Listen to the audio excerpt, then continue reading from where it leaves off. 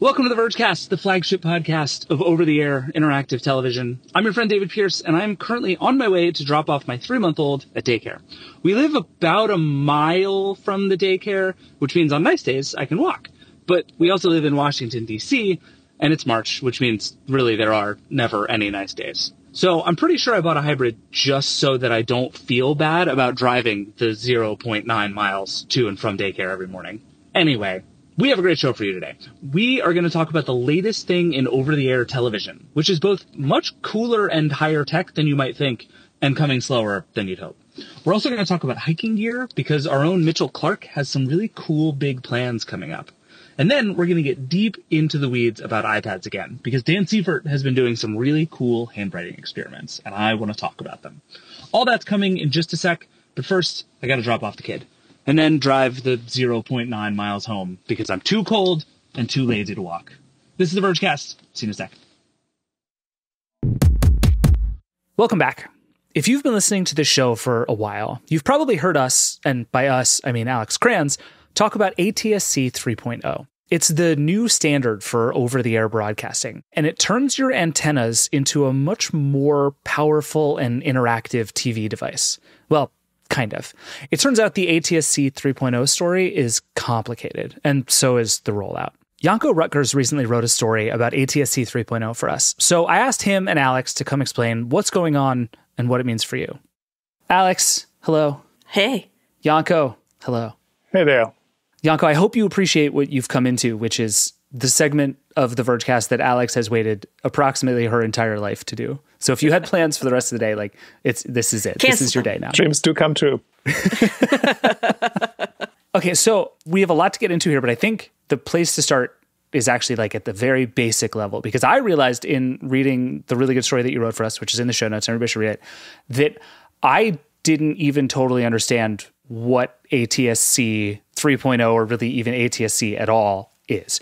I don't know if you want me to start with the acronym itself. It is kind of weird because it stands, I actually wrote this down, for the Advanced Television Systems Committee, and that sounds like something invented in Soviet Russia or so. Yeah. But it is basically, that's an organization that comes up with broadcast standards, and ATSC 3.0 is the new standard for broadcast television, so television that you can watch with an antenna, things that get broadcasted over the air.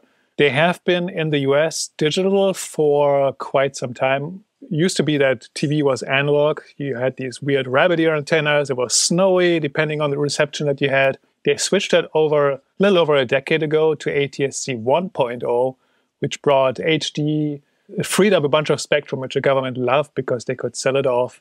And it also allowed people, or broadcasters rather, to transmit far more stations. So if you are in a market where you do have some reception, if you're anywhere in a city and you don't have too many obstructions around you, you can nowadays receive anywhere from maybe 20 to 40, sometimes even more stations for free over the air. So that's ATSC 1.0 right now, the current broadcast standard. It's free. It's out there. You get ABC, CBS, NBC, Fox, and a bunch of stations you've never heard of. That's literally my experience. And 2/3 of them are in Spanish, at least where I am. And yeah, it's good times. But then there is now a new standard coming out, or is being implemented, which is ATSC 3.0. And that one basically provides better resolution, better video quality, up to 4K. It supports HDR. It supports a more advanced audio, immersive audio, in theory also Dolby audio. And you can even transmit, because it's IP-based, you can transmit data over it, which can be used for simple applications, for example. So you can have HTML apps on your screen, which you don't even need internet for. They just get downloaded to your TV over the air. So broadcasters have been wanting to switch to this new format for a couple of years now. I think in 2017, the FCC said, looks good to us, go ahead with this, but here's a couple of conditions for that. And since then, slowly we've seen sort of a move towards ATSC 3.0. It's now available in around 50 markets. So if you are in Los Angeles, if you're in DC, Portland, a couple other cities, you can already receive some stations in ATSC 3. If you're in the Bay Area, in San Francisco or so, it's not available yet. And that's true in a bunch of other cities around the States as well. But the people who are pushing it, the broadcasters, are saying by the end of the year, 75% of all households in the US are going to be able to watch their broadcast television in ATSC 3. So this is basically what all of this is about. And there's a lot of devil in the details, but I'm sure we're going to get to that. My immediate question when you explain that, and I say this with, all love and affection, is who cares? we exist in a world where the internet exists, where the thing that you do when you cut the cable is you sign up for a bunch of streaming services that come straight through to your TV. You don't need an antenna hanging off your TV or on your window or whatever. Like, haven't we solved this problem with the internet? Like, what is there about ATSC that would work in a way that isn't yet sort of a solved problem on the Roku TV behind me? Well, first of all, there is the cost issue. Broadcast television is free. Fair. And it's great, and it's public service. You can get PBS over it. I mean, you and I probably cut the cord because cable was just terrible. Yes. Yeah. But many people cut the cord because of real cost savings that they need, or because, sure, we have inflation right now. And then the other part is that broadcast television is inherently local. So there's a lot of stations that are local broadcasters. And especially when it comes to local expat communities, local minority communities. There's a lot of broadcast stations, like in the Bay Area, there's like a Vietnamese station, a Japanese, you can get Japanese feeds, there's a actually pretty widely watched Chinese station, Spanish you already mentioned. So all of these people are being catered to with local broadcast stations in their native tongue. And it's harder, if not impossible, to completely substitute that with streaming. Because if you go to Netflix, obviously you won't find your local news in Chinese there. If you go to YouTube, you might find some of that, but it could be very inconsistent. And so just having that as an opportunity to turn it on and tune into that, I think makes a lot of sense. And then also, there is a digital divide. Not everybody has fast internet. Not everybody has internet at all. If you think about older generations, that's how they still watch television. They either have cable or maybe they have an antenna, and that's how they watch TV. So broadcast still matters. And I think with cord cutting, it started to matter more to people who wanted to sort of augment that. Because even if you sign up, what you just described, you sign up for Netflix, you sign up for Hulu, you sign up for Disney+, there's more than you could ever want to watch, except you don't get certain sports things, you don't get the Oscars live, you don't get breaking news events that easily live. For all those things, broadcast TV station, especially the big ones like the ABCs and CBS and so forth, still matter. Okay, Alex, what is it for you? You're in New York, so you don't get the, I don't have access to other things. Your internet is bad sometimes, but it seems to work most of the time. What is it about ATSC 3.0 that is so appealing to you? I think it's a quality issue and it's a cost issue. I use Hulu for a long time. I've still got Spectrum. I have cable TV, and that was for the longest time because I would have to watch and review shows on the CW. And so that was the only way to get the CW in New York City for the longest time. And I just haven't canceled my Spectrum since then. But it really was it was that idea of I get a lot more flexibility with it, and I get flexibility on how I watch it in a way that I don't with streaming channels. Like Netflix, I watch it in Netflix app. That's the only way to do it. And if I want to watch it local, I better hope that I manage to download it correctly in time. In broadcast TV, I can just download it. I've got channels. I DVR what I want to watch, and it's done. And I upload it to my device, whatever, and I don't have to worry about anything. It all just works. And so that's just very appealing to me, that mix of control plus affordability plus quality, because typically those streams are higher quality. It just makes sense for me.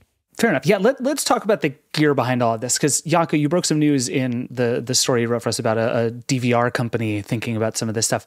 We're in this interesting place where, like you were saying, the protocol exists, the standard exists, it kind of works. You can kind of get it in some places if you have a very specific set of skills. What does it actually take? Who's building stuff to make this work? What does the setup look like? Who's out there making this stuff? Yeah, before we even get into adapters and DVRs and boxes and so forth, we have to talk about TVs, I think. Okay. Because when you go out and you buy a TV, and all those TVs have tuners built in, and most of those tuners are ATSC1 tuners. So you can watch existing broadcast channels, but once they start turning on these new signals, most of these TVs don't actually know what to do with that because it's a completely different format, it's IP-based and so forth, so it needs different tuners. And some TV companies have begun to build those tuners into their devices. Samsung has done it on some higher-end devices. The same is true for LG. Sony was so far, I think the only TV maker who said we're going to put it into all of our TVs, but not that many people buy Sony TVs, to be quite honest. They're expensive. Yeah. And that's the point again. Like when you go down and you look at the cheaper TVs that people actually buy, so the Vizios and the TCLs, none of those have ATSC 3 tuners built in. And I talked to those companies before writing the article, and they said, well, we don't really see the demand for that yet. It's not quite there yet. You can't receive it everywhere. So we're going to wait and see. And one of the reasons for that is that these tuners are a little bit more expensive. And when you only have, 5% profit margin on your device, or 10% maybe, you're not going to spend extra $5 because then basically you're going to lose money on your TV set that you sell for $300 at Walmart or something like that, right? So it's a very thin margin business to begin with, and then to add component costs, then they're just not going to do it until there's overwhelming demand for it. So most people, even if they live in a market where there's ATSC 3.0 turn on and all these stations are available, most people aren't able to watch it these days. Now, one way to solve that would be adapters, right?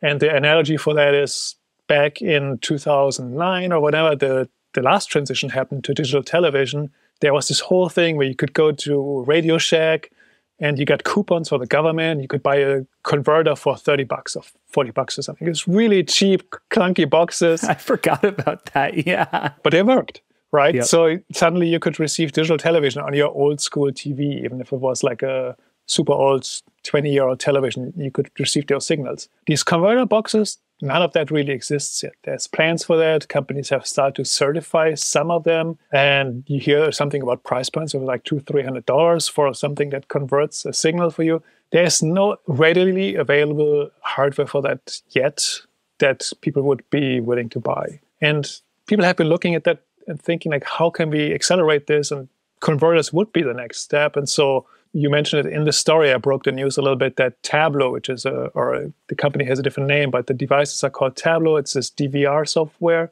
that records broadcast TV for you and then streams it to a bunch of different apps. It's actually kind of a fun device. They got bought by Scripps, which is a big broadcaster. They own lots of local broadcast stations. And they are clearly looking to figure out how can we use this tech to, first of all, get people more comfortable to watch other stuff with antennas, period. But then also, how can we use this and maybe make ATSC 3.0 converters? They didn't explicitly spell that out. They were just kind of like, well, wait and see. We're going to announce more about our plans this summer. But basically, this is where all the roads are leading to, I think. Okay. And are we just caught in this kind of horrible chicken and egg game now where until it's easier to use and devices have it, people won't use it? Because I suspect most people don't even know this is like a thing that exists that they're missing out on. Right. And so until they know and are clamoring for it, it's not going to be in the products. And until it's in the products, most people aren't going to find it. And until people know how to find it, the broadcasters have no particular reason to get on board. So there's no, like, Alex, who spins this forward? How do we get out of this? Yeah, I keep thinking back to that last time, that transition from analog to digital. And that was a really difficult transition. But it was also everybody put effort into it, right? Like all of the broadcasters, their local news channels would be like, and don't forget, you've got to go get your thing at some point because otherwise your TV won't work. People were freaking out being like, I got to buy a new TV or get this box. But there was a lot of movement behind it. And that was because people still used broadcast TV. And nowadays, we are few and far between the people who actually like tune in for broadcast TV. So you have that totally tiny market, primarily of older people like our parents who are still on broadcast TV and still enjoy that. And they don't care. Like what they have is good enough. So they're not driving it forward. The people who want 4K like are relatively few. Like, I don't think there's that many people who actually want 4K. I'm probably one of the very few. And that's because it takes up a lot of bandwidth. It takes up a lot of space. Broadcasters don't want to stream in 4K because it's a lot of work. It's expensive for them. So I think we're kind of stuck because we have the technology, but nobody actually wants to use it because it's expensive and nobody wants to foot that bill, right? Like the last time the government foot a big chunk of that bill because the government recognized that the majority of people were watching TV on broadcast and they needed to make sure they had that available in an affordable way. And this time it's like, well, you don't need that. You've got fast TV. You've got streaming. You can do all these other ways of watching this content. You got YouTube. So why should we pay? We don't need to foot the bill for this. And the government had a real incentive last time too, because basically the whole transition happened, or a big reason for it happening was that they wanted to free up that spectrum to then auction off for 5G, essentially. Right. So analog television took up a lot of bandwidth, essentially. And they figured out, well, if you make it digital, you can have sub-channels, you can stack these things, you can squeeze a lot more TV in a lossless spectrum, and also in a different part of the spectrum. And then we can sell off all this other stuff. And I think these auctions made the government like $20 billion or something like that. So not insignificant. This time around, it doesn't free up any spectrum. The spectrum is the same. And the government instead is kind of like, well, wait a minute, we don't want to lock anyone out this time. So they actually put requirements in that make it a little harder from the broadcaster's perspective. And they said, yeah, you can switch to ATSC 3. That's all fine with us. It seems to work. But you also need to broadcast the old signal, the ATSC 1 signal, for at least 5 years. And they might even prolong that at some point. And that kind of puts a lot of burden on the broadcasters, because then now they have to have 2 signals on the same amount of spectrum. And for that to happen, they basically had to backtrack on a lot of those promises of ATSC 3. So one of them that Alex just mentioned, 4K, none of the broadcasts in ATSC 3 in the US today are in 4K. And the reason for that is 4K takes up a lot more bandwidth, so you can't stack all these channels together. Instead, it's 1080p at max, so you can have sub-channels and all these other things, and then still transmit the ATSC1 signal at the same time.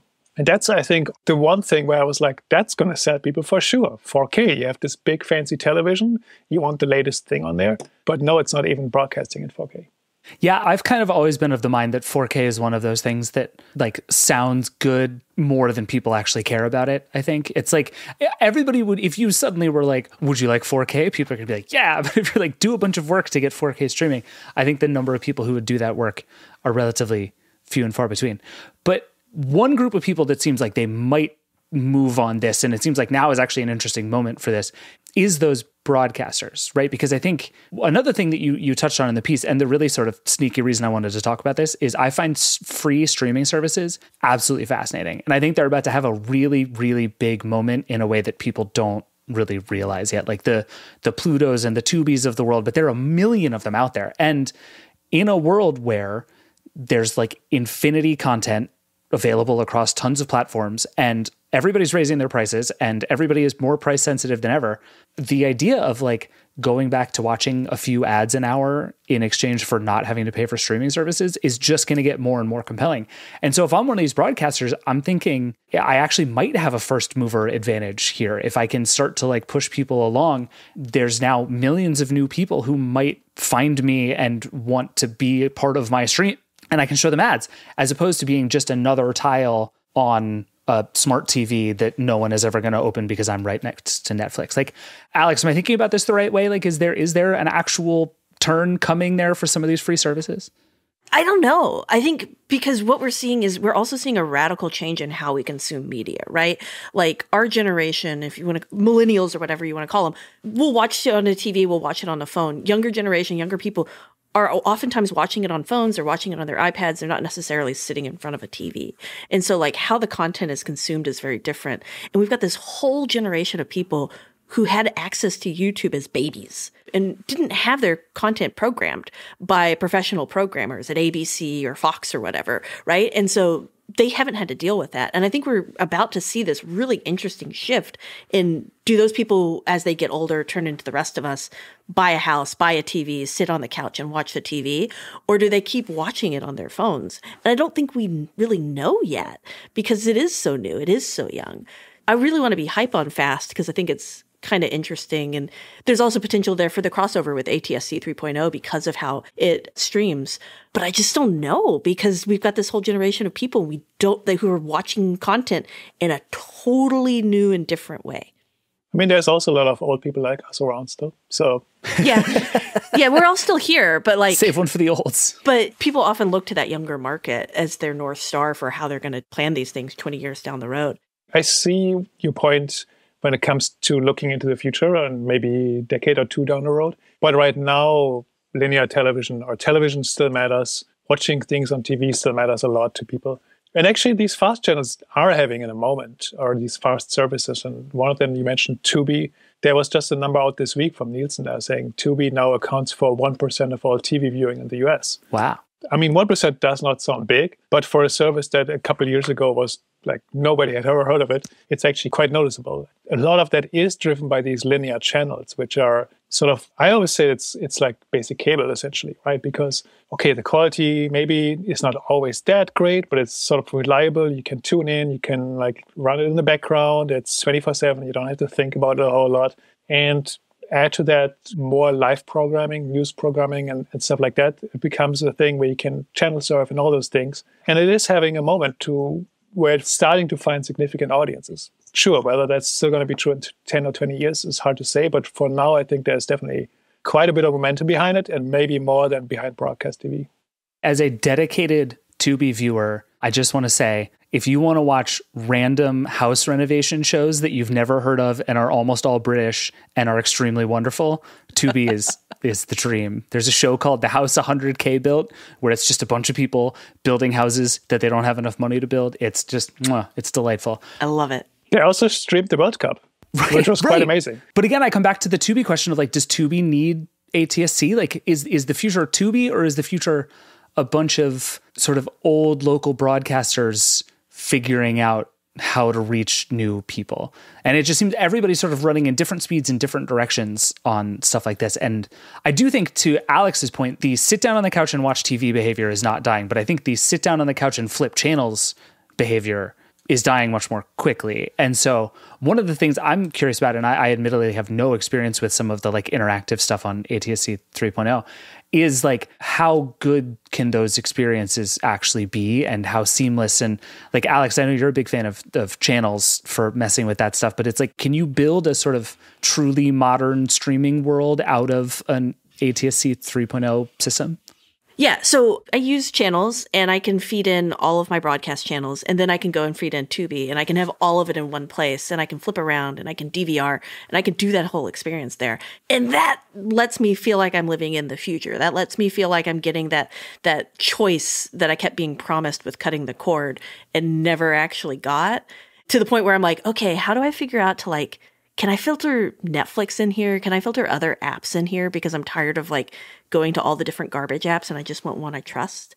And so I think there is a potential for it, but I think you're also going to continue to have that difference between like the big streamers, Disney Plus and the HBO Maxes, or whatever it ends up being called, and the Netflixes, and then the fast guys and the broadcast guys. I think they're like two different sets of groups. And you might want to think of one side as like the replacement for premium cable, paying for your $15 extra each month just to watch the Sopranos, or nowadays Succession. And the other side where you get your Grey's Anatomy, and you get your regional sports and regional news and all the reruns of old British house repair shows you could ask for. Janko, what about you? Do you see a UI success story in all of this that actually like works for people the way they want to watch TV going forward? That's a really tough question. I don't know if I have a good answer for that. Just while Alex was talking about it, I was thinking about that because channels is one of these solutions that are sort of DIY DVR solution, essentially, Yes. which there's a very small market for that, of dedicated people who like... It's the listeners of the Vergecast. Yes. We're the market. yeah. Maybe half of them. No one else. I have a DVR in theory through Plex, where I have a HD home run up in the attic or somewhere, and I can stream to it. There were a lot of people, by the way, in the comments of your story extolling the virtues of the HD home run. A lot of fans of the HD home run. Yeah. Well, that's like the primary competitor for Tableau, right? Like Tableau is like an easy version of HD home run. Right. Because it has the DVR built in, essentially. But to that point, DVRs were really popular in the early cable days, and we all had a TiVo at some point, more or less. And then we sort of moved on to streaming.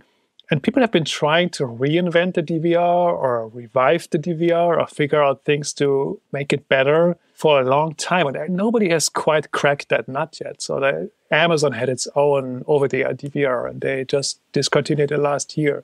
There's Tableau. As part of my story, I found out that they sold like 200,000 devices in 10 years. That's not a lot. This brutal number when I read that. Yes. It turns out the guy who had it on his LinkedIn profile took it down after the story got published, but that happens. Yeah, and then there's a couple other ones. There was a company called Simple TV that went out of business really early on, and Boxy, which a couple of people on the Vergecast may remember as well. They tried that too, and then Cloud DVRs, people tried to doing all those things.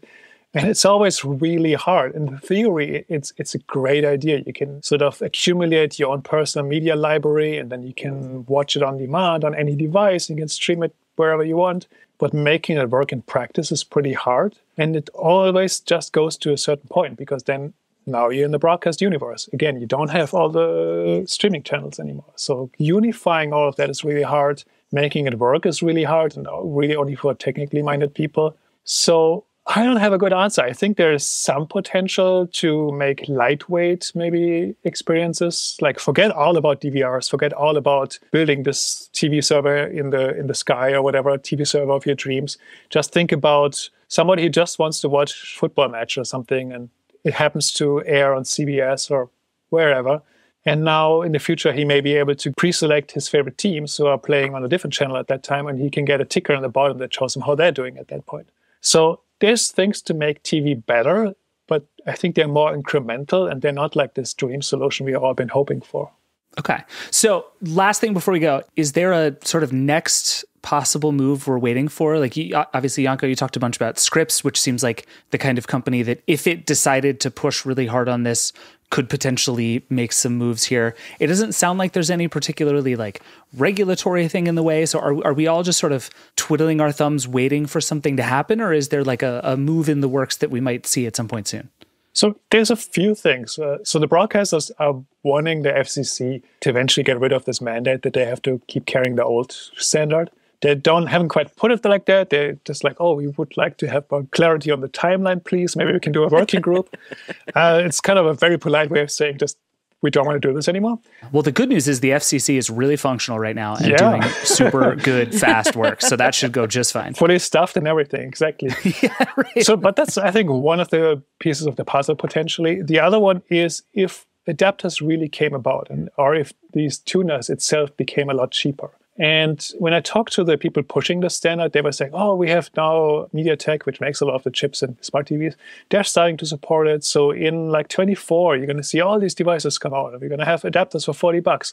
I feel like they've been saying similar things for a long time. Yeah, Alex has been saying similar things on the Vergecast for a long time. Yeah. It's always been almost the year of ATSC 3.0. But in theory, like if it was just a feature that was in any chip that you built into a smart TV, and it was just enabled just out of the box, essentially, yeah, there could be something there. But as long as we're still in this waiting period, it's hard for the industry, and it's becoming harder because people are losing interest. Yeah, I think somebody has to front the bill, right? Somebody has to either pay for the boxes so that people can watch it at home, or pay to get all of the broadcasters who haven't adopted it yet to go out and adopt it. I'm looking at you, every broadcaster in New York City, besides a single Korean channel. If somebody pays for that, does kind of what they did back in 2009, I think ATSC has a chance. I think there are a lot of people who are really interested in wanting to get away from paying all of their money to all of these different streaming companies just to watch content. And there's cable companies. So I think there's like a market. People are interested, but the messaging has been garbage. The rollout has been garbage. And the cost is, frankly, at this point, kind of garbage for most people. Well, on that uplifting note, everything's garbage, but as soon as the FCC gets its act together, it's all going to be fine. Yeah, they got this. This is a good idea we had. I'm so sorry it's not going to work. All right, we need to take a break. Janko, Alex, thank you both. Appreciate it. We'll do this again sometime in the next 40 years when we're all watching ATSC 3.0. I'm really looking forward to it.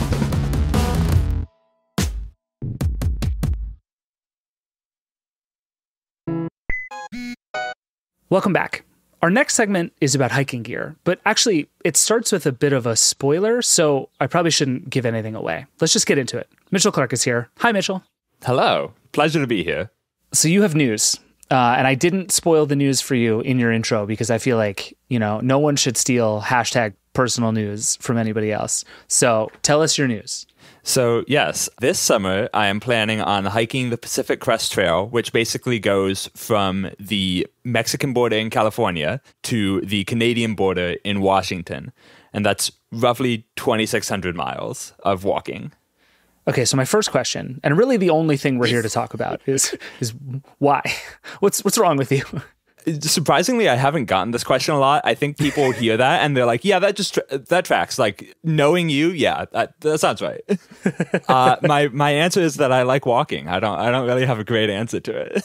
That's fair. And this is like a known hike. I'm from the East Coast where like the Appalachian Trail is a thing people do. It's kind of the equivalent. Yeah, there's sort of these Triple Crown, these three really popular ones, the AT, as you mentioned, the PCT, and the Continental Divide Trail. There's a whole movie about it called Wild with Reese Witherspoon, which is based on a book. So yeah, a lot of people are at least passingly familiar with it. So let's talk just sort of philosophically here, because I feel like there are a bunch of ways you can approach a trip like this, right? Yes. You're like, I'm going to be walking a lot. You can either say, I want to try all the new tech, I want to do cool stuff, or you can go all the other way and say, I want to unplug completely, like no modern technology. I'm going to hike as our forefathers did. Where have you landed? Like, kind of how do you want to approach this hike?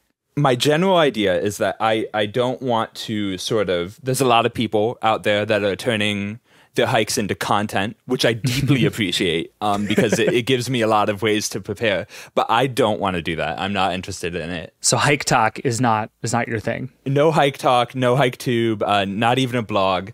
Okay. That doesn't mean that I'm going to be just 100% disconnected. I'm not throwing my phone in the lake like Laura Less. I'm bringing the modern stuff that helps keep me safe, but I'm not going to be using it for the modern uses of watching Netflix in bed at night. Okay. So nothing that's like not directly related to the hike. Pretty much, yeah. Okay. I am bringing a camera, like a digital camera, just because I don't think my phone's sufficient. This is a once-in-a-lifetime thing, potentially, and I want to make sure that I have like the best pictures of the people that I'm hiking with as I possibly can. That's fair. So, okay, you actually brought up one of the things I was going to ask you about, which is the camera, because you wrote this big story about all the gear you're bringing, Yes. and I want to talk about a bunch of it. But the thing that jumped out to me the most actually was the camera, because it's the one place where you're actually bringing what I would say like an unnecessarily large amount of gear. Everything else you seem to be at sort of the bare minimum, like you've stripped all the way down, and then you're like, but also I'm just bringing a bunch of like camera specific stuff. A, why? And B, tell me about the gear you picked and why you picked it. Yeah. So in hiking, this is like known as a luxury item, like something that you don't need to bring, but that you want to. And I've just always been sort of a photographer. I got my first DSLR when I was like 12. I've loved using it, and I've always been sort of a very focused on image quality. And so I do want to make sure that I have something that can take good pictures in low light, because you're out in the wilderness, like there's no artificial lighting. And also it has zoom. It has a zoom lens on it. And that is just something that I don't think modern phones really do well. There's a lot of digital zoom, and even, the 10x zoom on some of these very high-end Android phones, it's not a physical zoom lens. So I think that's the main thing. I'm going to be walking through mountains. I might see an elk 200 feet away, or a bear or a cougar, right, and I want to take a picture of it. I want to be sure that I'm able to do that. That's fair. I mentioned the zoom lens. I'm bringing a Canon G5X, and it has a 8.8 to 44 millimeter lens, which is nice. Roughly, I think, 18 to 120, something like that in the full range. Yeah, and it's 1.8 to 2.8. So it's going to be pretty decent in low light. And it's got a flip-up screen, so I can see myself when I'm taking pictures, like the group selfie, which is always nice. That's something that you don't always get on these sort of compact cameras. And while it is like, it's not light, it's not even as heavy as like a mirrorless camera or anything like that. It is a compact point and shoot. So I'm not giving up too much in terms of weight savings to bring it along. So I also saw it looked like you're bringing one of those like adjustable Joby tripods. Is that coming with you too? No, it's not an adjustable Joby tripod, not the Gorilla Pod. It is basically just like, 2 inches tall. It's basically so I don't have to put the camera on a rock is essentially what that is. So it will still have to be like up on something. And that's just so I can take pictures of myself, basically. Yeah, the wide lens actually seems like it's going to come in handy. Like you think about zoom a lot, but it's also like you're going to be in these sort of small spaces where you need to get a picture of you in a cool place without falling off of a cliff. And having an 18 millimeter lens at that point is actually more useful than it gets credit for. Very much so, yeah. And that is something that my phone could probably do fine, but I have it on the camera, so why not? Not the phone that I'm bringing. We don't need to talk about that. No, we absolutely need to talk about that, Mitchell. That's where we're going next. Let's talk about that right now. What phone are you bringing? So I have an iPhone mini 12. That is the phone that I use in everyday life. It is sufficient. It is not the phone I'm bringing. Because the battery only lasts like 2.5 hours. Well, yeah, it's like 3 years old now. And I'm bringing this phone called a Unihertz Titan Pocket, which is, imagine a BlackBerry. I was going to say that's a knockoff BlackBerry. Yeah. It does have a touchscreen. It does run Android 11. It's got USB-C. Oh, so it's better than a BlackBerry. Yes. Yeah. But it's got a keyboard. Okay. The reason why I'm bringing this is one that I plan on sending very long emails home. And just typing on this I find it to be a very nice experience. Also, it's not particularly expensive. It's like $300 phone. So if it gets ruined, then it's like, whatever. Okay. It also has features, which is something that my iPhone does not necessarily have.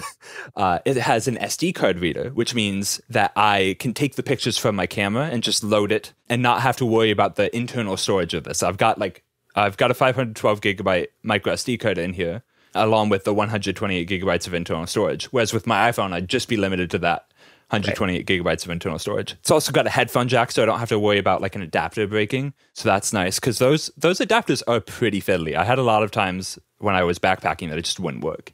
And I literally cannot imagine anything sort of less in the spirit of the hike than having to go like hunt for a USB-C to 3.5 millimeter headphone jack in the middle of No, it's a lightning one if I was using my iPhone. Well, yeah, that's true too. Yeah. That'd be horrible. Then I don't think there are that many Best Buys on the trail. I don't know. I was just thinking as you were talking about lighting, like when you do this hike, what is the furthest you're ever going to be away from somebody with a ring light in the woods taking a picture? And I feel like the answer is like upsettingly not that far most of the time. That's a fair point. I know the Sierras, there's a couple places in there that you do have to have a permit to be at. So okay. I would assume that those sorts of places are not going to attract sort of the casual wildlife Instagram crowd. But I could be wrong. So is the only reason not to bring your iPhone like the sort of storage and battery stuff you're talking about? Because I think the upside of the iPhone is it just does all the things. Like you can use it for navigation, you can use it for taking pictures, you can use it to like find stuff. And now one thing I was curious about was like the satellite connectivity. Like they're starting to build emergency stuff into these things that I would think would be really useful on an adventure like this. Like why leave the iPhone behind when it seems like it's kind of a good backup to everything? That's a totally fair point. One, as I mentioned before, I have an iPhone 12, so it doesn't have the that satellite connectivity. I also am carrying a dedicated satellite messenger. It's called the Garmin InReach Mini, and that thing has a couple of advantages to it. One, it's got a really long battery life. Like it lasts for 4 days between charges. The iPhone does not. It also lets sort of people at home, specifically my mom and wife, track me. It'll take my GPS location every, I think, 5 minutes. It's a setting, so I can change it, and then send it up to satellites, and they will be able to see where I am basically at any given time. It also, unlike the iPhones, even the iPhone 14's SOS via satellite feature, lets me just send text messages. It uses like an obscenely expensive plan. I think it's like $40 a month, but I can send unlimited text messages even if I don't have cell coverage. And that is going to be a very frequent occurrence. I know a lot of people have said, in the Sierras, it's like a week where you don't have cell coverage. And given that is going to be the most dangerous part of the trail this year, I definitely want to be able to check in with my friends and family as often as possible to let them know that I'm okay. Okay, that is actually really interesting, because I was sort of thinking about it as if you were going to have service, in spots, right? You might go like a few hours with it, a few hours without it. But the idea of going for a full week in unfamiliar terrain without service makes me think there's some like to me, that means I have to spend 8 hours like furiously downloading every map and podcast and, episode of Ted Lasso that I can possibly get onto my device. Do you have like, I'm about to go offline procedures baked into this whole thing? Yeah, it's every week or two you will stop in a town. And that's basically my idea is I'll download my podcasts for the week, audiobooks, music, all that sort of thing. And to be realistic with myself, I will be listening to music on the trail, but I don't think it's going to be like a constant thing, right? I don't think that I will be sort of always with my earbuds in. For one, for safety reasons, in the desert, there's rattlesnakes. So you don't want to come up on one of those and not hear the warning signal. And then just the spatial awareness of traveling through very snowy areas in the Sierra, which, by the way, is a pretty short section of the trail. I think it's only 200 to 300 miles. So it's not like I'm going to be going months without cell service. It's only a pretty short period of time. Yeah, it does seem like rocking the like noise canceling, the Bose QC35s on the PCT kind of defeats the purpose of the thing you're trying to do. Yes, probably not a great idea. And then as for maps, I have this app called Far Out, which used to be known as Gut Hooked if anyone's hiked these trails in sort of the past 10 years. Basically, you just download 700-mile sections of the trail at a time, and it's got the maps and a bunch of waypoints. So like, hey, here's a good campsite. Here's where you can get water. That sort of information. So yeah, I will have that downloaded on my phone as well.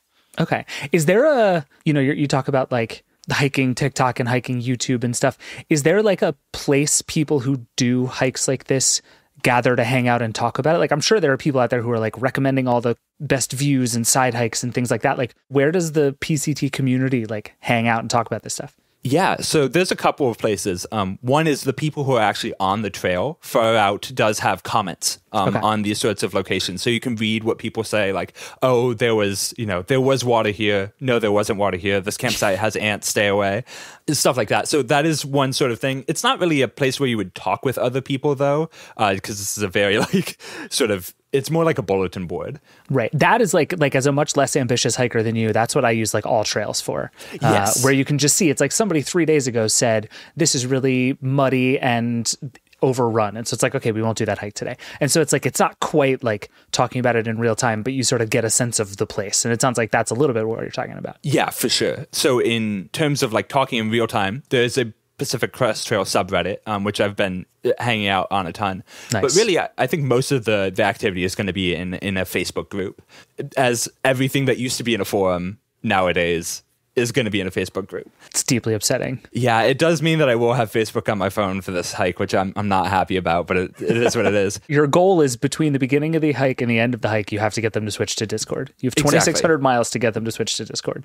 That's the job. So the benefit of the Facebook group is that you can see what people are experiencing ahead of you. So like, this river crossing super dangerous. We almost died. Okay, you want to know that you'll have to be like pretty careful around that. And then also there are these people who will just help hikers along the way. So they'll give them rides to town.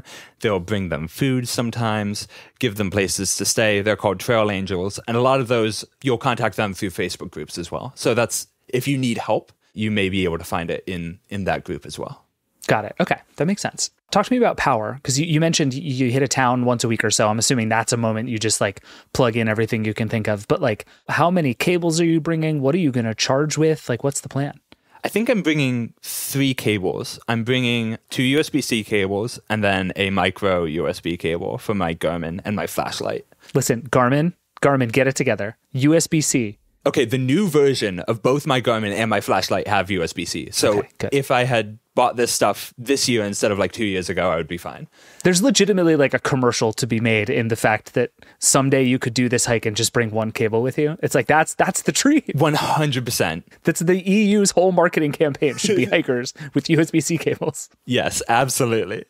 So yeah, and then I'm carrying a battery bank that charges via USB-C. It's about 20,000 milliamp hours. My phone won't be on all day, or at the very least, it'll be in airplane mode. So I should be able to get away with it, charging it every 2 or 3 days. So it's not going to be an every night thing like I do at home. That to me is like a perfect, it's such a like linear thing, because it's like they make them that are much bigger than 20, but like, holy God, are they heavy? Yes. Or you could get a much smaller one that's like 10, and those are, sort of wafer thin now. And you strike me as somebody who has probably done some math on the exact correct ampere hours to weight ratio for this hike. It's not even doing the math. It's having lived it. I did a hike that was around 180 miles in August last year, and I had a 10,000 milliamp hour battery, and it didn't last enough. Oh, interesting. Okay. I ran out of power about 2 days out of a town.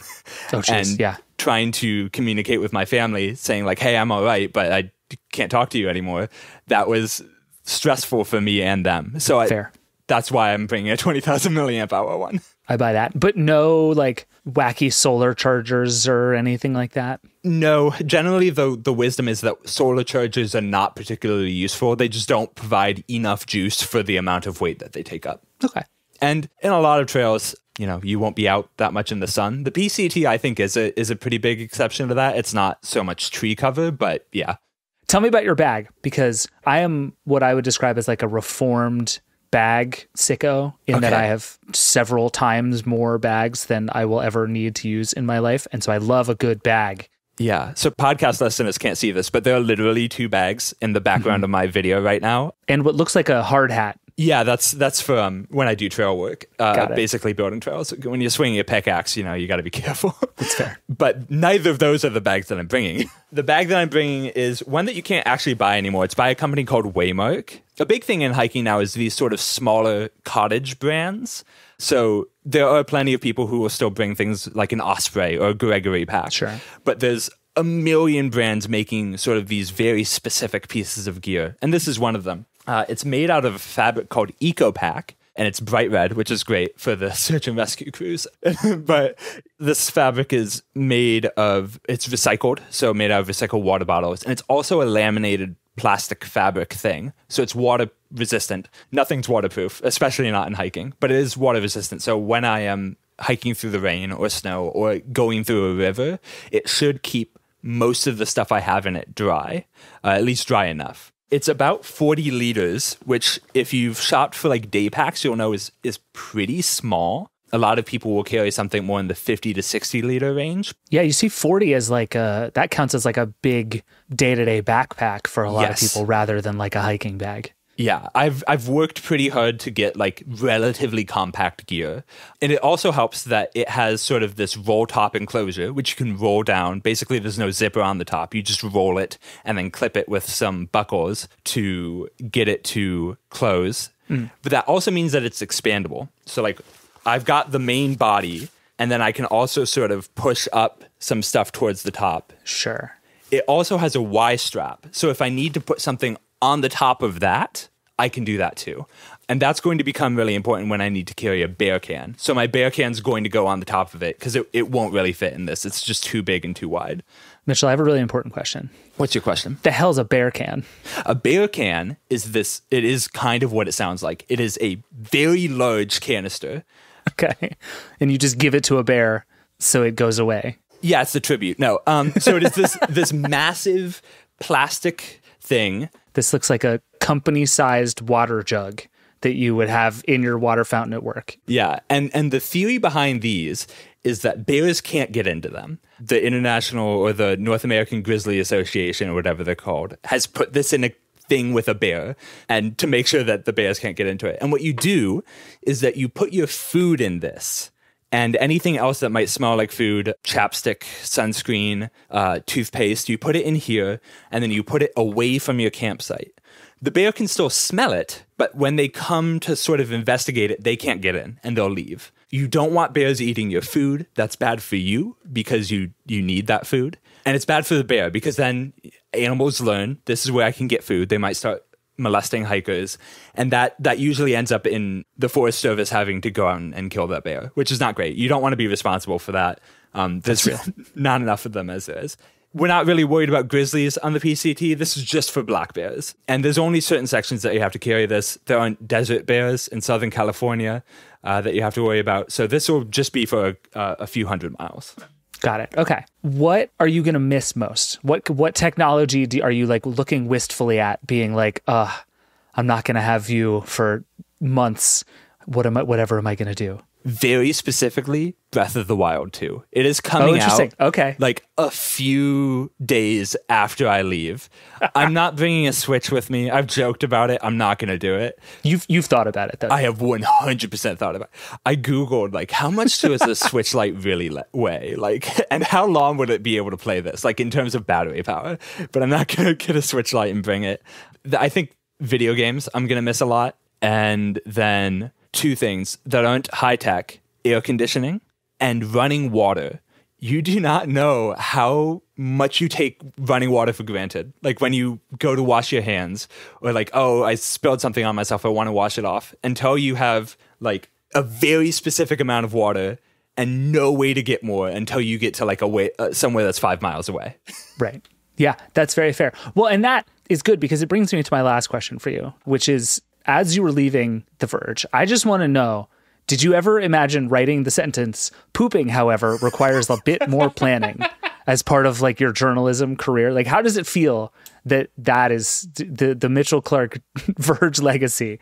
The sentence, "Pooping, however, requires a bit more planning." I never expected that. It does track. It's not shocking, I don't think. I mean, you're not wrong.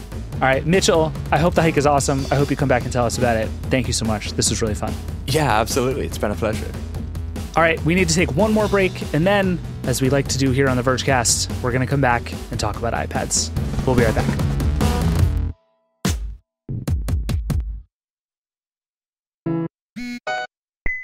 Welcome back. As you know, we here on the Vergecast are forever fascinated by the iPad.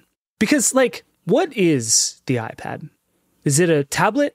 Is it a computer? What is a computer? Does the difference matter? Does anyone care about any of this? I don't know, but it's fun to talk about. The Verge's Dan Seifert has been on something of an iPad journey recently. He's been trying to figure out both which iPad you should buy and how to make the iPad work better for writing by hand, which is a thing a lot of people really want. So I brought him here to help us with all of those questions and some other stuff too. Hi, Dan. Hello. I feel like I haven't talked to you on the show in forever. This is very exciting. It's been a minute. Yeah. We haven't had feelings about iPads in too long. I've missed having feelings about iPads. Well, let's fix that. So my immediate reason for wanting to have you on, and you've actually written a bunch of interesting stuff about iPads over the last few weeks, and we're going to get to that. But the thing I knew I wanted to have you on to talk about was the thing you wrote about screen protectors, these like paper feeling screen protectors. And my immediate reaction to reading this story was, I have spent 15 years telling everyone I know to not use a screen protector because they don't actually protect your screen. They make everything look worse. They're a scam. Nobody puts them on correctly. They're a scam. Don't buy them. Like, just don't do it. And now I'm kind of like, I read your piece and I'm like, okay, maybe this is, at least in one very specific case, maybe this is no longer good advice. Your advice was not wrong. I personally am anti-screen protector for the most part too. Like, I don't put one on my phone. I typically don't put one on anything else. But if you've ever tried to write on an iPad with a pencil, it is a hard plastic stylus on a glass screen, and it's noisy and it slips around all the time. And it's really hard to get used to. And like, as a result, I would have really terrible handwriting, like worse than normal handwriting, I should say. It's not like my handwriting ever is good, but worse than normal. Yeah.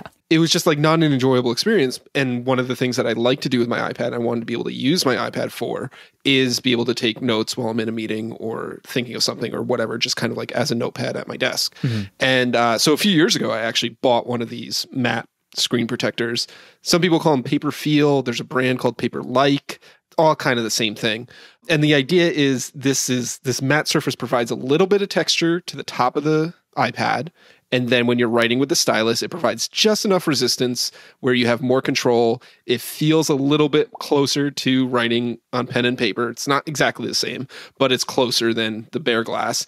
And it's not as loud. You don't hear the tapping on the glass nearly as much. It's just a more enjoyable experience if you're using it a lot. So I've actually been really happy with it. And now, like, I don't use an iPad without it. Like, I just put it on there. And then when I'm writing, I'm happier. There's like other side benefits and other side trade-offs. The other side benefits are like because it's a matte screen, if you've ever looked at a matte screen versus a glossy screen, you know that like a matte screen has much fewer reflections and much less glare. So if I'm looking at my iPad and I'm reading on it, which is like the other thing that I really use an iPad for, I'm not staring back at my reflection half the time. Oh, that's interesting. Because the glare is cut down a lot. I can sit next to a reading lamp and not have to like position the iPad just right so that the light isn't like reflecting in my eyes. So that's kind of a nice benefit. And then the last benefit is iPads, for whatever reason, don't have great oleophobic coatings on them. So they get really fingerprinty and greasy really quickly. And the screen protector actually helps mitigate that. It doesn't remove it entirely, but it helps make that less obvious. And they're really easy to clean. You just wipe it off and stuff like that. So it helps like in the areas that I care most about using my iPad, which is like reading and writing and like doing work on and stuff like that. It helps me enjoy the experience better. If I was like watching movies all the time, I might not love it that much. I want to get to the trade-offs in one sec, because I think that was the thing in reading the comments to your story. There were a bunch of people who were like, Dan, you're an idiot because it makes looking at the screen worse. And I think that's a valid point, but I want to come back to that in a second. But I think there's this interesting thing that's like, I was trying to piece out in reading your story where there's screen protectors that ostensibly are there to protect them from scratches, right? And those are the ones I think are just a scam. Like, don't buy those.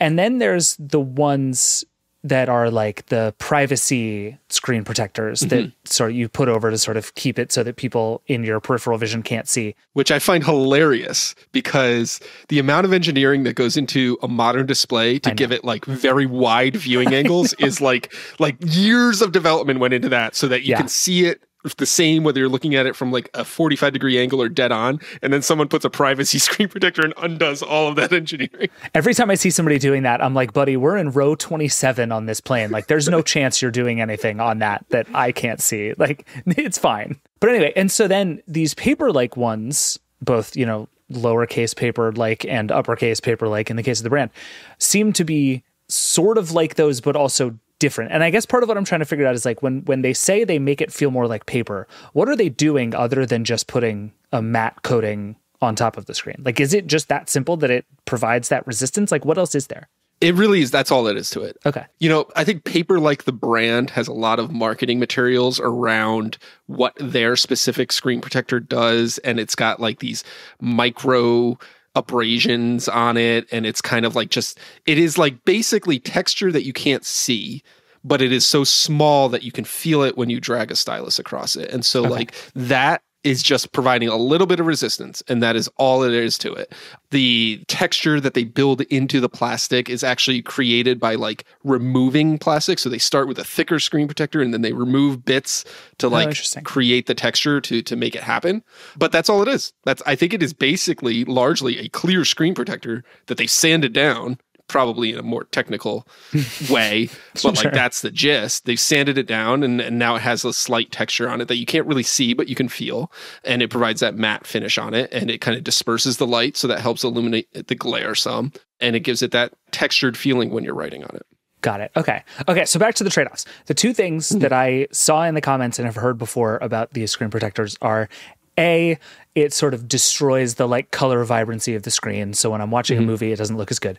And B, I've heard some people, and this seems to be sort of less universally believed, but some people say it actually makes the screen feel less interactive, in the sense that it's like, do you remember when we used to use those devices where you could sort of tell that the screen was like 3 panes of glass away, and it didn't feel like you were touching a thing? It was like you were touching glass on top of a thing that then clicked the thing, and it just didn't feel nearly as direct. I've heard some people say they get that feeling with these screen protectors too, that it just like adds this extra sort of abstraction between you and the thing you're trying to mess with. Are either of those valid points in your use? As far as like the abstraction thing, you know, maybe if you're really sensitive to it, maybe it's a thing. I'm not going to deny their experience. For me, it's like not really an issue. I'm able to tap and swipe and type on the screen and all that kind of stuff without any like complaints or whatever. I know that Paper Like touts how thin their screen protector is, I think, to kind of like address that criticism somewhat, but like it's never really been a problem for me. And I've like I said, I've used this for years now on iPads, and I've crossed multiple iPads. The thing about the vibrancy and the contrast, that is a real thing. And like when you put it on, it does reduce the contrast of the screen a bit. And like just like the difference between a glossy screen and a matte screen is that you have more glare and reflections on the glossy screen, you also have a much more contrasty kind of vibrant look on that glossy screen versus the matte screen. And that's exactly what happens here. So like if you buy an iPad specifically to watch TV and watch video and watch movies on most of the time, maybe you don't want one of these, and you can like deal with the glare and the reflections and you can be happy. And especially if you got like the 12.9 inch iPad with a micro LED screen, you bought it specifically because of how great that screen is, then yeah, maybe this isn't the right thing for you. But for me, I watch the occasional YouTube video, and maybe if I'm on a plane, I'll watch a movie on it. It's still a better experience than watching the seatback movie. We're talking about like differences among good, right? Yeah, that's fair. For what I use my iPad for, and like for what I spend most of the time on it for, it's more beneficial than it is detrimental for me. Other people have different use cases. Maybe their idea of what they want to use an iPad for is different, and like it's not the right thing for them. But yeah, it will diminish the contrast a bit, and it maybe might diminish the sharpness a tad too. But today's iPad screens are so high resolution that like the sharpness they're still very sharp. Okay, so it's the equivalent of going from like the current iPad screen to like maybe a generation or two ago iPad screen, not like going from like a high-res TV to a low-res TV. No, not at all. It's like, today's iPad screens are all considered Retina level resolution. It's not even like going back to pre-Retina. Like it doesn't make it that bad. Yeah. It's just not quite as punchy as it could be without the screen protector. Okay. What about the pencil, which is another obviously part of the drawing process? And I want to get to your specific setup here, because one of the things it seems like you have discovered, and seems to be true with all Apple products, is there's this like set of high-end accessories by like brands you've often heard of. Usually somehow like $60 is the minimum price for any of these things, no matter what it is. And then there is just an infinity of crappy Amazon versions of them for $6. And I say this as somebody who just bought a bunch of no-name Apple Watch bands for $4 a piece. No, I'm sorry, $6 a piece. And they're amazing. And I'm never buying an Apple branded watch band again. Never buy a branded Apple Watch band ever. Unbelievable. I can't believe how much money I have wasted not buying crappy Apple Watch bands on Amazon. But the other part of this equation is the pencil, which is also very expensive. And I know you've spent some time goofing around with both the pencil and the knockoff pencils. Yeah. How does that fit into this equation? I didn't even know knockoff pencils existed until a few months ago. Yeah, there was just like the Logitech one, and that was the only other one I knew about. Yeah, exactly the same. Logitech made the crayon, which was marketed towards like kids and for education and stuff like that. And then there was like the Apple Pencil, which is regularly like $130. Maybe you can get it for $100 on sale or whatever. I was like, that's it. That's the market. I don't need to know anything more. And like, I don't know what I was doing on Amazon a few months ago, browsing for something. And I saw that like, there's actually a whole industry of knockoff Apple pencils. And when I say knockoff, I don't mean like the Logitech crayon where they made a different looking device that works with Apple's technology. I mean, these things look exactly like an Apple pencil too. Like you cannot visually tell them apart. So I saw all of these. I saw one that was like, I don't know, one of the lesser expensive ones, and it had the ability to stick to the side of a modern iPad, like the iPad Pencil 2, and charge itself that way. And it looks exactly the same, and you can change the tip. And I was like, what the hell? It's like $25. I will just buy it and see if it works. I do not believe this will work. Like I bought this with one of those assumptions of like, this is not going to work. Yeah. And I get it. And I open the box and everything. I can't tell them apart visually, except for the fact that the Apple one says Apple Pencil on it, or pencil and the Apple logo on it. And when I'm holding it, the materials feel exactly the same. Wow. So I started like using it, and it's a little weird because the Apple Pencil obviously is very tightly integrated with the iPad. Like they were developed together. It's Apple's first party thing. It has a little bit of like really nice at ease. Like you pair it by just sticking it on the side of the iPad talks to it, it pairs, it's connected. When you put it on there, the little pop-up with a battery icon tells you when it's charging, stuff like that. It's like the AirPods thing, right? Like you can do things other ways, but Apple's own products always get these like little extra affordances that nobody else gets. Little extra bonus. Yeah. This one doesn't work quite that seamlessly. When you first get it, you have to go into your Bluetooth menu and connect to it like you would any other Bluetooth device. So it's like got an initial pairing process. And then when you put it on the side of the iPad, it will charge the battery, but you don't get the little pop-up window saying how the battery is charging. So their workaround is, because it's a Bluetooth device, it integrates into Apple's batteries widget. So you can put the batteries widget on your iPad's home screen, and then you can see if your knockoff Apple Pencil is charging. Good enough, yeah. I never use a pencil long enough to deplete the battery. Basically, when I take my note and then I put it back on the iPad and it's charging. And I never know what the battery life of my pencil is. But it does allow you to do that. So like some of the other ones out there have USB-C ports and things like that where you would have to like plug in a cable. I was like, oh, that's obviously a pretty diminished experience. Yeah. But this sticks to the side of my iPad mini. It charges off the side of my iPad mini. All great and wonderful there. And then the other weird thing is, because it's a Bluetooth device, it goes to sleep. And so if you pick it up after a while and start writing with it, it won't be immediately responsive, but you just like stick it back on the side of the iPad and pull it back off, and it immediately wakes up, and then you can write again. And then once you're writing with it, it feels just like the Apple Pencil. It's a little bit lighter, like 1.5 grams or 2 grams lighter, according to my kitchen scale, which you notice if you hold both of them together, but you never notice if you didn't do that. Sure. And like the tracking and the responsiveness and all that kind of stuff is just as responsive as the Apple Pencil.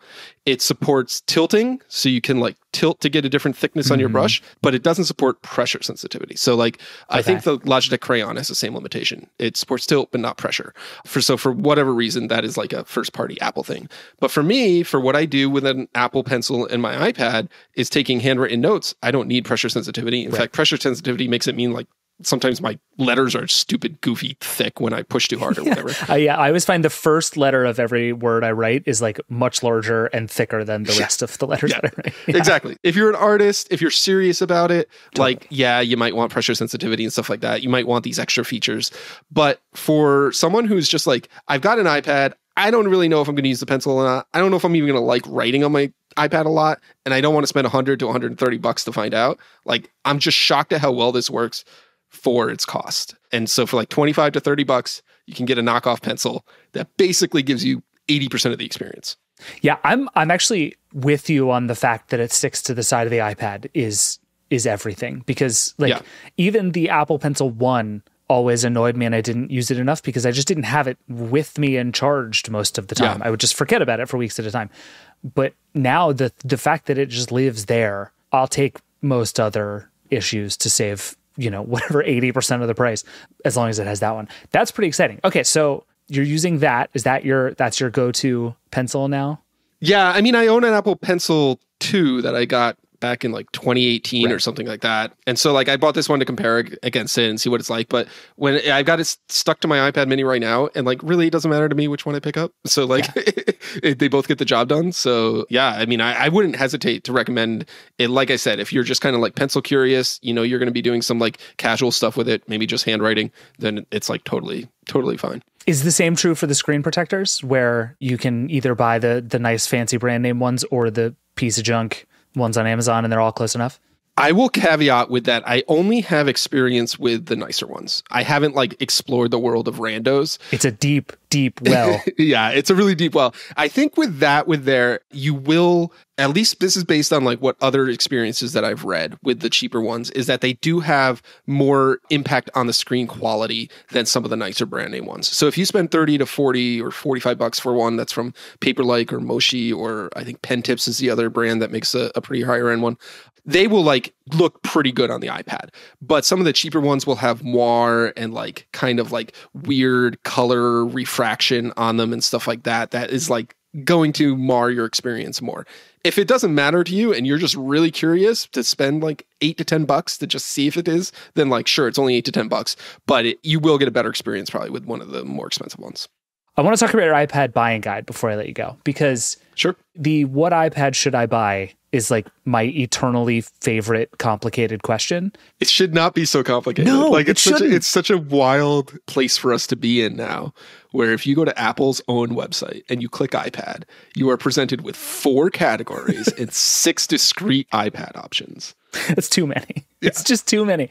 The buying guide is very good, and we'll link to it in the show notes. But the thing that jumped out to me, and I feel like you had 2 conclusions, and I want you to tell me if you agree with my reading of your conclusions. Conclusion number 1 was, if you don't know what to buy the iPad Air. It's pretty good at everything. I would say it's great at everything. Yeah, right. Like, it's not the best screen. It's not the smallest, but it is right in the middle in a really good way. Like, great. But the real answer is, if you want the full iPad experience, you probably need to own multiple iPads. Yeah. And it makes me so happy that that's where you landed, because that's also where I've landed, and I feel ridiculous about it. I didn't put that line in there. You sussed that out. Like, I mean, you might have projected a little bit, but I feel you. I'm willing to admit that this might be a me problem more than anybody else. There's a very real thing where there are so many different iPads in the lineup now, and there are enough differences between them that certain iPads are very good at certain things and other iPads are very good at other things. And they don't really do both.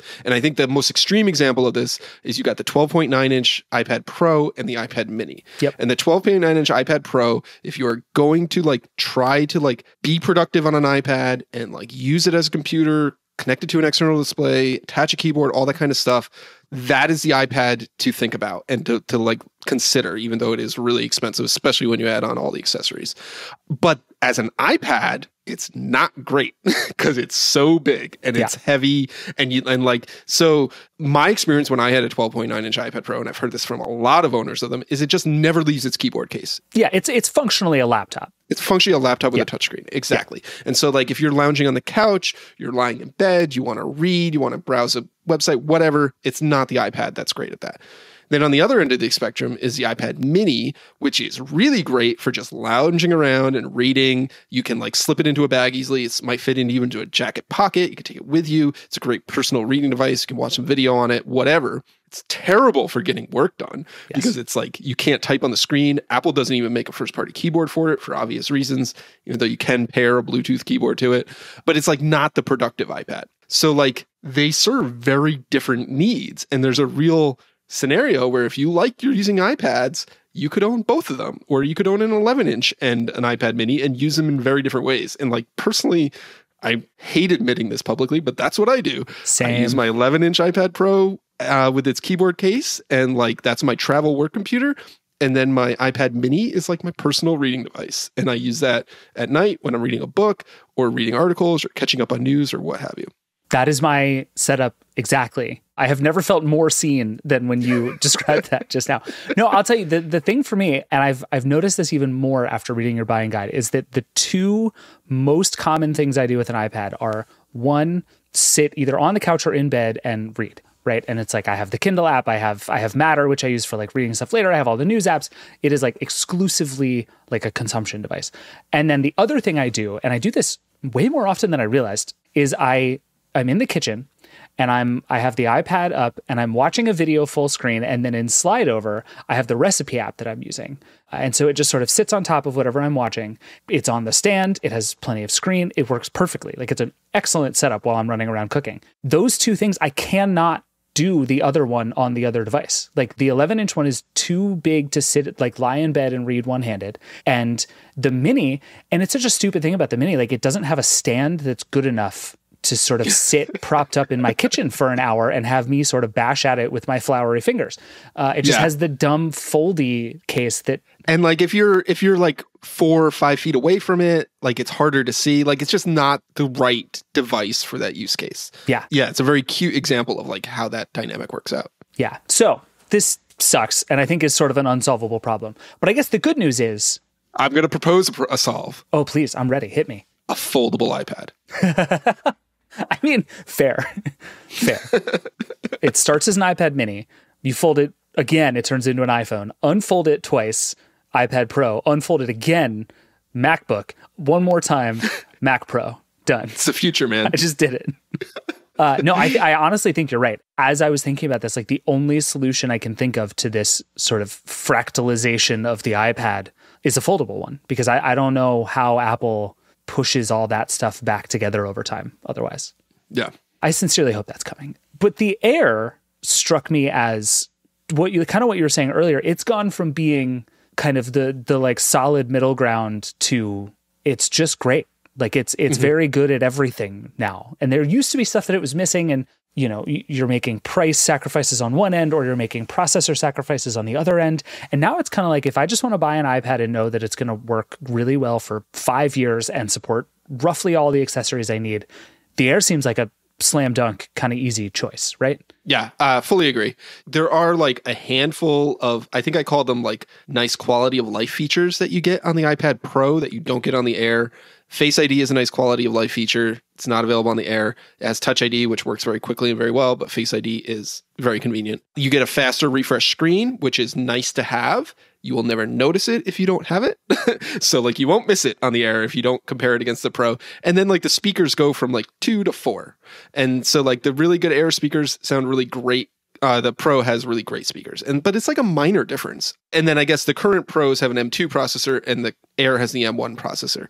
But nobody can tell the difference between the two. Like the iPad software cannot tell you the difference between the two. Yeah, ironically, I would argue the most noticeable difference of all the ones you just described is the speakers. I'm consistently surprised at how good the iPad Pro sounds and how much sound it can actually put out. And the Air is fine, but it is noticeably not as good in a way that I totally agree. Like for my workflow, I think it's going to be a very long time before I notice the difference between the M1 and whatever else comes next. Is the M6 going to make my life meaningfully better than the M1? Like, I don't know, but I sort of doubt it at this point. But the flip side is the Air gets all of the other benefits of the Pro. So like you can use it with an external display and get all the features. You can use it with the same keyboard and the same stylus accessories.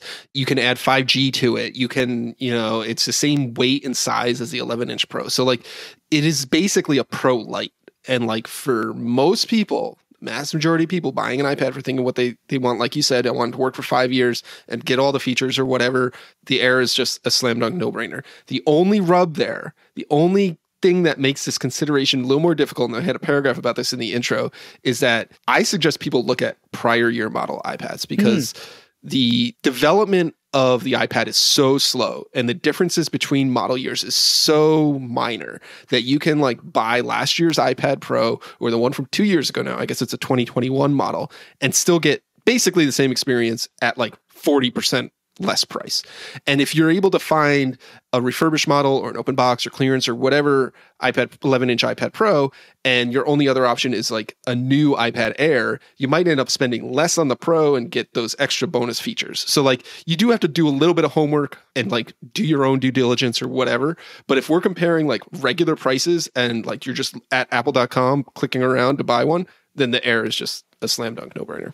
Do you think, I'm trying to think of sort of how far back I would tell people to feel good about buying. And it seems to me like anything with an M chip, you should feel very good about buying. Yeah. Is that a good cutoff? Like, don't even worry about it as long as it has an M chip? I think actually you could probably go a little bit further back than that. Even, the 2018 iPad Pro was when they introduced the new design that had the second generation pencil. And then they introduced the Magic Keyboard in 2020 that works with that design and stuff like that.